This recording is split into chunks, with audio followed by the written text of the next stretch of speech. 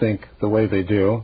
And the book has the advantage of being, I would say, and I'm somewhat prejudiced, excellent analysis of Eastern Orthodox ecclesiology and its defects. All right. Well, thank you, Jim. Please stay with us. We're back just a moment for your questions for Jim Likoudis about his own journey and also questions about the Orthodox Church versus the Catholic Church. Be back in just a moment.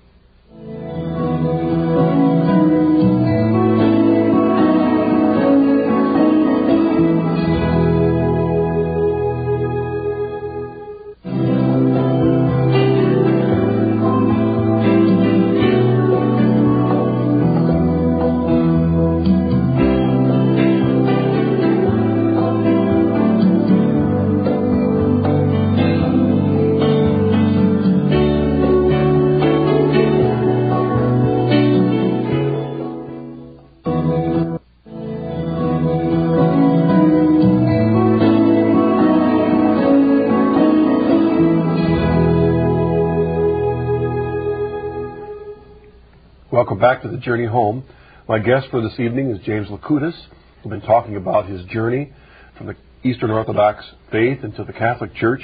We've also mentioned his book on ending the Byzantine Greek schism, which you may have seen during the break, the phone number where you can find out information about his book. It'll be later in the program also. I recommend that, again, as a book, one that you can share with those who come from an Eastern Orthodox background. Let's begin with our first email, if we would, Jim. And this comes from Jason. It says, Dear Marcus and guest, do you think that the Roman Catholic Church and the separated Orthodox churches are close to a full communion? Or is full communion between the two churches impossible at this time? I pray and pray that the two will one day be reunited. Thank you, Jason. What do you think on that, Jim?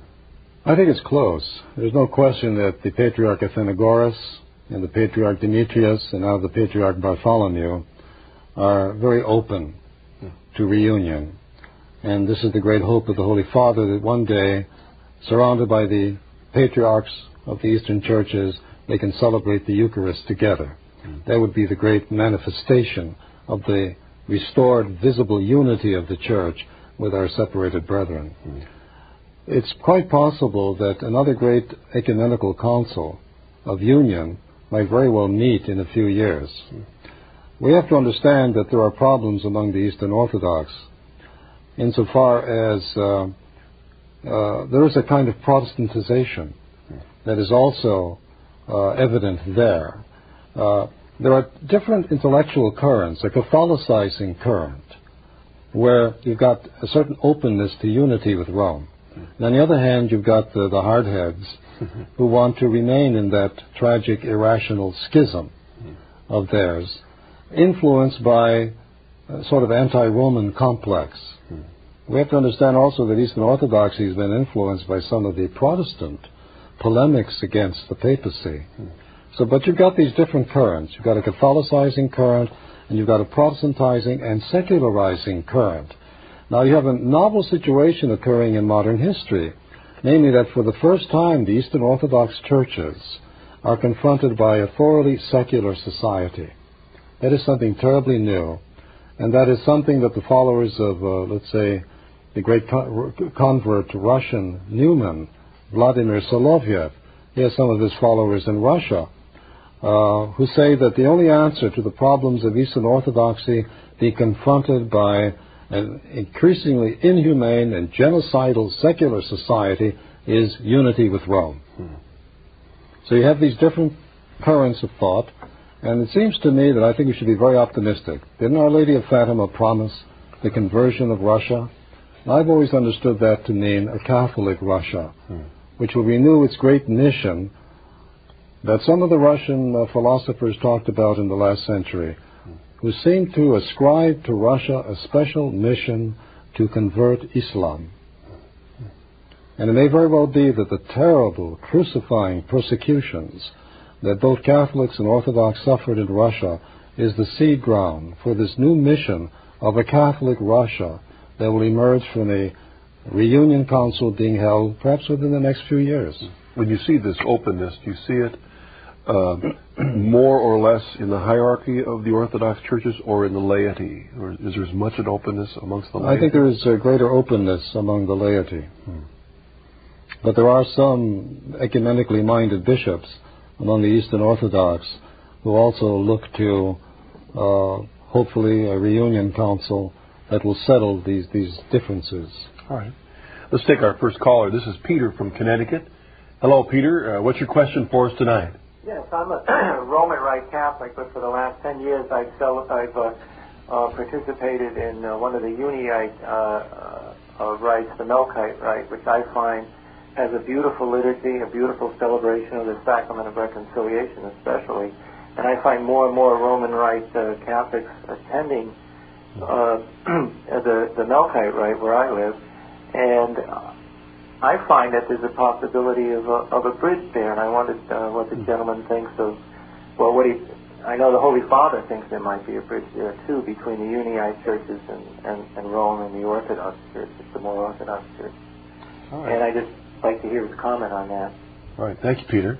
Well, the Eastern Rite Catholic churches, the Holy Fathers over the last century have looked to them to proceed with dialogue and study with their Orthodox fellow counterparts in order to overcome our divisions. So they have a great role to play.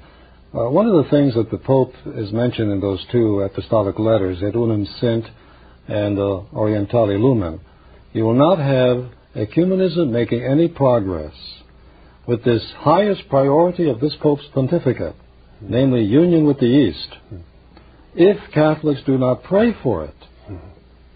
We have millions of Catholics in the United States, and this isn't on their mental horizon at all.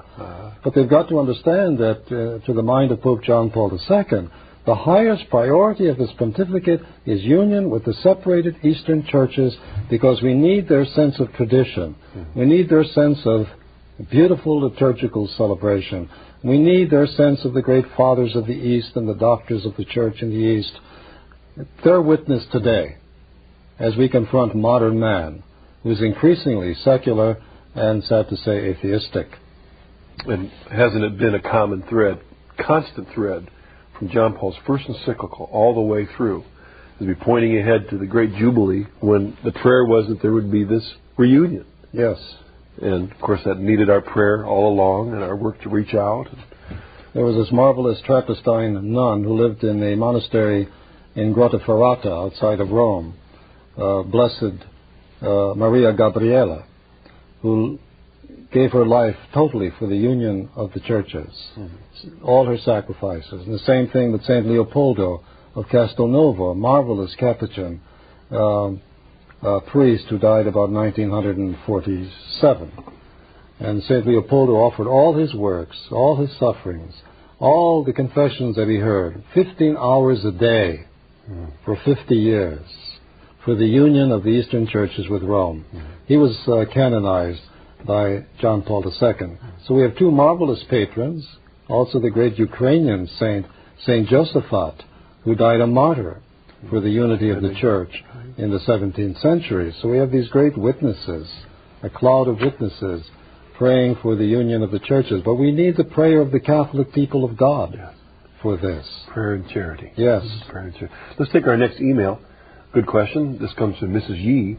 How does one convert from a Greek Orthodox to a Catholic? Do you have to attend RCA or a special program? What is the process of converting? I'm enjoying the show. God bless you.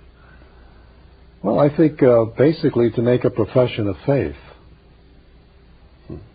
One of the problems that the Eastern Orthodox are discovering is their own theological confusion. There are some Orthodox who think Catholics need to be rebaptized, or to be reconfirmed, or even to be reordained. There's some confusion concerning the sacraments among them.